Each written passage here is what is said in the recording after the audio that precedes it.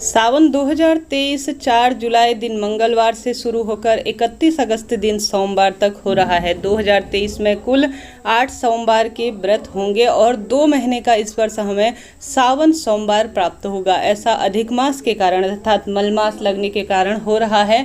इस दुर्लभ संयोग में एक वस्तु आपको घर लेकर आनी है। आज इस वीडियो में उस वस्तु की जानकारी भी दूंगी और उस वस्तु को कैसे बनाया जाता है यह भी पूर्ण रूप से आपको बताने का प्रयास करूंगी। हम सभी जानते हैं महादेव का यह प्रिय महीना अपने आप में चमत्कार की तरह है। इस महीने किए गए कोई भी कार्य तुरंत फल देने वाले होते हैं। महादेव धरती पर भ्रमण करते हैं और तत्काल भक्ति की मनोकामना पूर्ण करते हैं। 8 सावन सोमवार के व्रत रहेंगे, मंगला गौरी व्रत रहेंगे, पशुपति व्रत करते हैं तो वह भी आप सभी करें। आप सभी को पुण्य फलों की प्राप्ति तत्काल होगी। ऐसे में आप सभी से मैंने इससे पहले वादा किया था, मैं आप सभी को बेल फल की भस्म कैसे तैयार की जाती है उसकी संपूर्ण जानकारी जरूर से दूंगी। आज इस वीडियो पर वही आप सभी को जानकारी मिलेगी।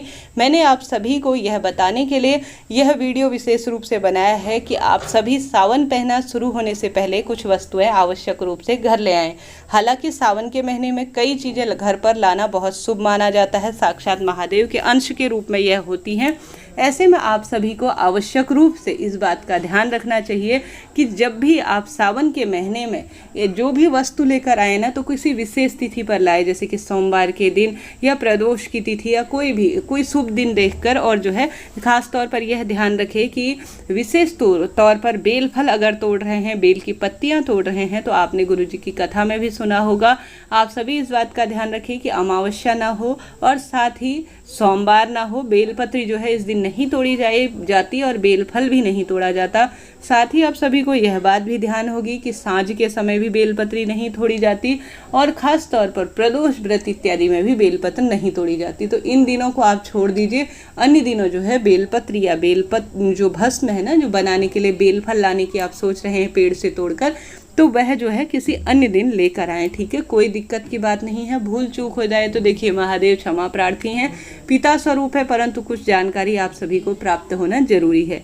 तो आप सभी को आवश्यक रूप से सावन शुरू होने से पहले बेलफल अपने घर पर लाकर रखना है और उसका भस्म तैयार करना है। उसके साथ साथ अगर महादेव के स्वरूप 1 आंगुल के बराबर अगर आप जो महादेव का अंश शिवलिंग माना जाता है वह लाकर रखते हैं, उसका विधि विधान से पूजन करते हैं। हालांकि सावन के प्रत्येक दिन छोटा सा 1 आंगुल के बराबर मिट्टी का पार्थिव शिवलिंग बनाकर उसका पूजन करना भी सर्वश्रेष्ठ माना जाता है। चाहे तो वह ले आएं, नहीं तो आप सभी जो है आवश्यक रूप से यह एक काम जरूर से करें कि विशेष रूप से आप सभी को सावन शुरू होने से पहले एक बेल फल घर ले आना है और उसकी भस्म तैयार करनी है। अब बेल फल की भस्म कैसे तैयार की जाती है यह जरूर से आप सभी को जानना चाहिए। बेल फल की भस्म तैयार करने के लिए आप सभी को बेल फल लाना होगा। अब आसपास दुकान जूस की होती है ना, वहां भी आप कहेंगे जूस की दुकान में बेले का जूस मिलता है तो आपने देखा होगा बेल जरूर से वहां पर मिल जाता है। तो बेले का जो फल है वह उनसे मांग कर लाइए।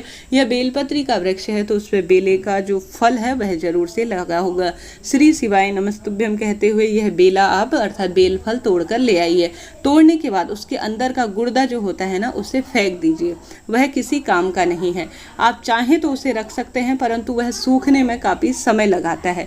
इसके साथ ही आप सभी आवश्यक रूप से जो बेल के बाहर की छाल होती है ना उसे जो है टुकड़े टुकड़े करके धूप में सुखा लीजिए। ठीक है, धूप में सुखा लिया। अब जो है वह पूर्ण रूप से सूख जाएगा। चाहे तो अंदर का गुर्दा होता है ना वह काफी समय लेता है सूखने में। आप छाल ही छाल, अगर मैंने पहले बनाई थी 1-1.5 साल पहले तो मैंने जो है छाल ही छाल काम में ली थी, मैंने गुर्दा जो है फेंक दिया था। अब वह पूर्ण रूप से सूख जाती है तो उसे किसी चीज़ से कूट लीजिए या मिक्सी में भी पीस सकते हैं। हाथों से मस लेंगे तो भी वह बारीक बारीक सा मसल जाता है। उसके बाद मिक्सी में उसे पीस लीजिए। पीसने के बाद आप सभी उसे जो है जला लीजिए। अब किस चीज़ से जलाएंगे यह बहुत महत्वपूर्ण है। आप चाहें तो इसमें कपूर डाल सकते हैं, चाहे तो थोड़ा सा घी की मात्रा डाल सकते हैं या कोई विशेष जैसे आम की लकड़ी इत्यादि डाल सकते हैं, आम के पत्ते डाल सकते हैं। यह सभी शुद्ध माने जाते हैं। यह जो है पूर्ण रूप से, या गोबर का कंडा होता है वह भी काम में ले सकते हैं ताकि यह पूर्ण रूप से जल जाए। अब जलने के बाद यह आपको राख के रूप में, भस्म के रूप में प्राप्त हो जाएगी। इसके बाद जो है किसी सफ़ेद कपड़े से या किसी छन्नी से जो है आप इसे बारीक छान लीजिए। बस आपको प्राप्त हो गई बेल फल की भस्म। यकीन मानिए यह बेल फल की भस्म आपके रोग दोष काट देगी, मनोकामना पूर्ण कर देगी और जीवन के सभी मनोकामना तत्काल पूर्ण कर देगी। तो जरूर से आप सभी को बेल फल की भस्म घर पर तैयार कर सावन के पवित्र महीने में एक एक चुटकी रोज महादेव को समर्पित करनी है।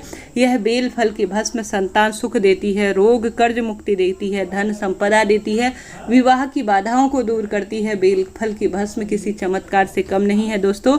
इस सावन के महीने में आप सभी को आवश्यक रूप से बेल फल की भस्म घर लानी है और इसकी जो है आप सभी को अर्थात बेल फल लाना है, उसकी भस्म तैयार करनी है।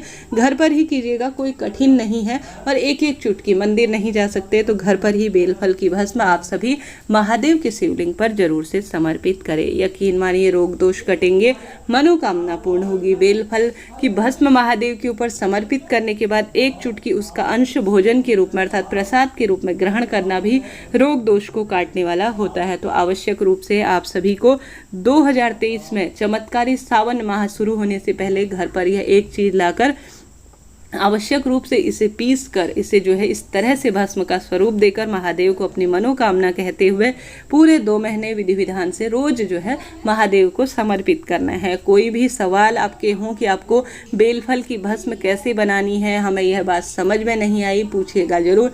मैं आपको लाइव यह चीज़ बनाकर दिखाती, परंतु कुछ समय का अभाव है, पारिवारिक जिम्मेदारियाँ हैं जिस कारण से मेरे पास पहले से रखी हुई हैं, तब मैं आपको डेमो जो है कर नहीं दिखा सा रही हूँ, परंतु मैंने बनाने की विधि आपको पूर्ण रूप से बताई है। कृपया यह जरूर से छोटी छोटी चीज आप देखिए और अपनी पूजा को संपन्न करें। साथ ही कोई भी सवाल रह जाए ना, तुरंत पूछिएगा, आपका अपना चैनल है, सभी सवालों के जवाब आप प्राप्त करेंगे। साथ ही इस बात का भी ध्यान रखें कि बेलफल जो है आवश्यक रूप से आप सभी किन तिथियों में तोड़े, यह मैंने आपको बता ही दिया। जैसे अमावस्या है या सांझ का समय है, उस समय ना तोड़े, ठीक है जी, इस बात का ध्यान रखें। बेलपत्री में भी यही बात लागू होती है, बेलफल में भी यही बात लागू होती है। सोमवार के दिन भी ना तोड़े, अन्य दिनों तोड़े, कोई झिझक की बात नहीं है। महादेव का स्वरूप माना जाता है, इस कारण कोई भी चीज को घर लाने से पहले उसे बनाने की विधि और नियम जो है जरूर से ध्यान रखें ताकि आपको पूर्ण फलों की प्राप्ति हो सके। साथ ही सावन के पवित्र महीने में आपके घर पर रुद्राक्ष नहीं है तो वह लेकर आ जाइए। सावन का पवित्र महीना शुरू होने वाला है, आप चाहें तो भस्म के साथ साथ अन्य चीजें भी घर पर लाकर रोपित कर सकते हैं, जैसे कि बेलपत्र का वृक्ष, साथ ही महादेव का छोटा सा शिवलिंग और महादेव से जुड़े हुए डमरू, महादेव से समर्पित त्रिशूल। यह चीजें महादेव के साक्षात वास के रूप में मानी जाती है और हमारे घर परिवार पर आकर हमारे जीवन को धन्य बना देती है। सावन का पवित्र महीना शुरू होने वाला है, कुछ सरल से नियम जरूर से लीजिए, जैसे कि कई व्यक्ति इस महीने बैगन, हरी सब्जियां, शास्त्र वर्णन कहता है, इन्हें भोजन के रूप में ग्रहण नहीं करना चाहिए। साथ ही प्याज, लहसुन इत्यादि का परित्याग भी सावन के पवित्र महीने में बताया गया है। धीरे धीरे सावन से संबंधित सभी वीडियोस मेरे चैनल पर आ रही हैं, वह भले ही मेरा दूसरा चैनल शिव शक्ति हो या यह चैनल हो, तो जरूर से उन वीडियोस को देखिए, अपनी पूजा व आराधना संपन्न करें। जीवन में आप सब कुछ प्राप्त कर लेंगे। ऐसे दुर्लभ सहयोग नहीं मिलते दोस्तों।